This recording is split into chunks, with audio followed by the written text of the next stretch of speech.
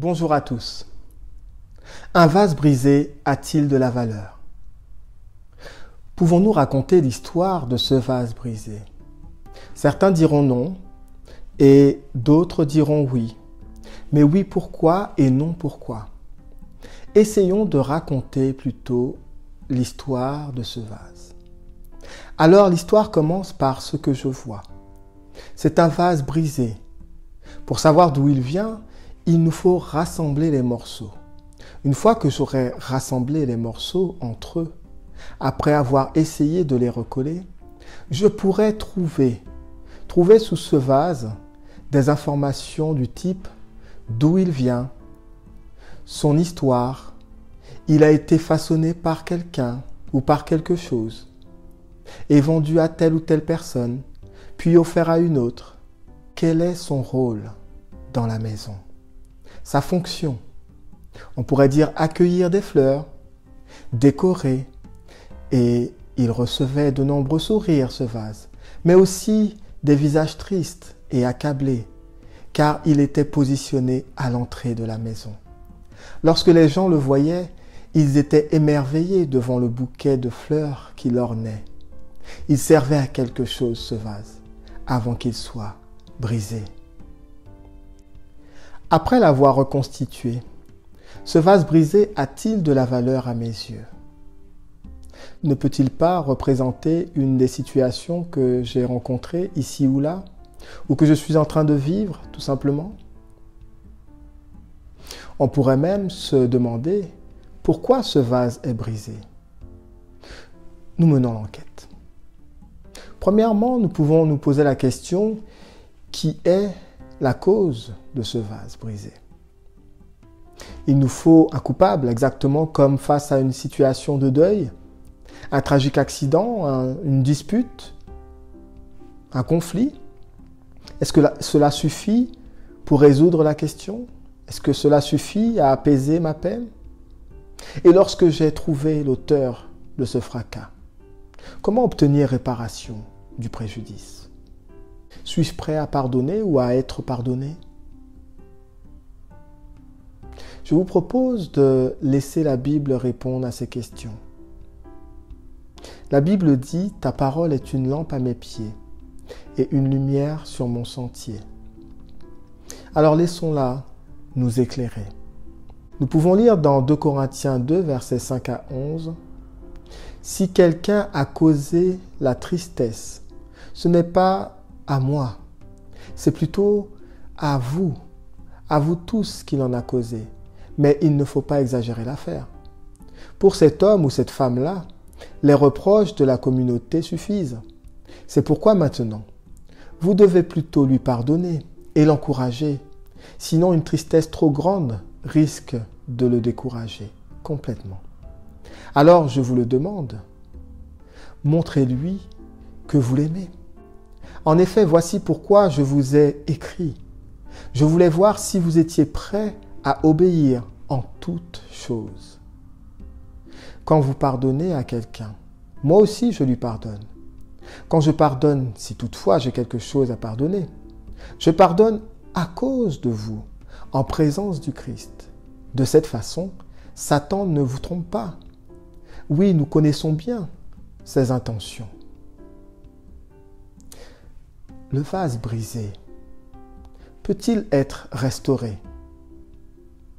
À cette question, nous avons l'exemple de David. Et nous pouvons dire que oui. Prenons le psaume 30, verset 3. « Seigneur mon Dieu, j'ai crié à toi et tu m'as guéri. » Et au verset 4, il nous dit « Seigneur, tu m'as fait remonter du monde des morts. Je descendais dans la tombe, mais tu m'as rendu la vie. » Et au verset 12, « Tu as changé mon chant de tristesse en une danse joyeuse. Tu as remplacé mon vêtement de deuil par un habit de fête. » Eh bien, ce vase, c'est chacun de nous. Qui n'a pas de blessure? Lorsque je suis la cause du vase brisé, il nous est déjà arrivé de dire « Là, j'ai été trop loin. Cette fois-ci, Dieu ne peut pas me pardonner. Dieu ne peut pas me restaurer. Je suis coupable de chez coupable. Quant à mon Église, à quoi bon, c'est fini. Je suis grillé, mon ami. Mon frère, ma sœur, j'ai été trop loin, c'est fini. La Bible regorge d'hommes qui ont été brisés, qui ont été trop loin. David réclame le pardon de Dieu. Au psaume 51, verset 19. Mon sacrifice, ô Dieu, c'est moi-même, avec mon orgueil brisé. Ô Dieu, tu ne refuses pas de regarder un cœur complètement brisé. Dieu voit la valeur que tu as en tant que personne brisée. Il voit la valeur que j'ai pour lui. Et il voit la valeur que nous avons. La Bible dit, tu es l'argile et moi le potier. Dans 1 Corinthiens 7, verset 23, il déclare, vous avez été rachetés à un grand prix. Ne devenez pas esclaves des hommes. La question est donc plutôt de savoir si je suis conscient de la valeur que j'ai aux yeux de Dieu. Est-ce que je veux être restauré? Est-ce que je veux être restauré? Dieu voit en toi ce que tu es et ce que tu peux devenir. Il voit en chacun ce qu'il est et ce qu'il peut devenir. Il voit la valeur de chaque individu dans ce monde. Il veut qu'aucun périsse.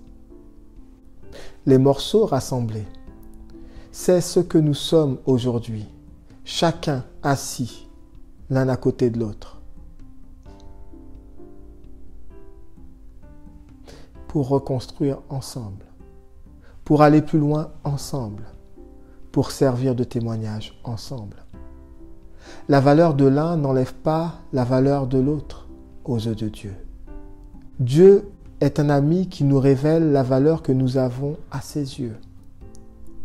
Ésaïe 43, verset 4 nous dit « Parce que tu as du prix à mes yeux, parce que tu es honoré et que je t'aime. » Et Psaume 147, verset 3 nous dit « Il guérit ceux qui ont le cœur brisé et il soigne leurs blessures. » Jean 3, verset 16 nous dit « Parce que Dieu nous a tant aimés, il a donné son Fils unique, afin que quiconque croit en lui ne périsse point, mais qu'il ait la vie éternelle. » Dieu veut simplement que tu retrouves ta place afin de reconstruire ce vase brisé que nous sommes et auquel il manque encore quelques morceaux dont tu fais partie.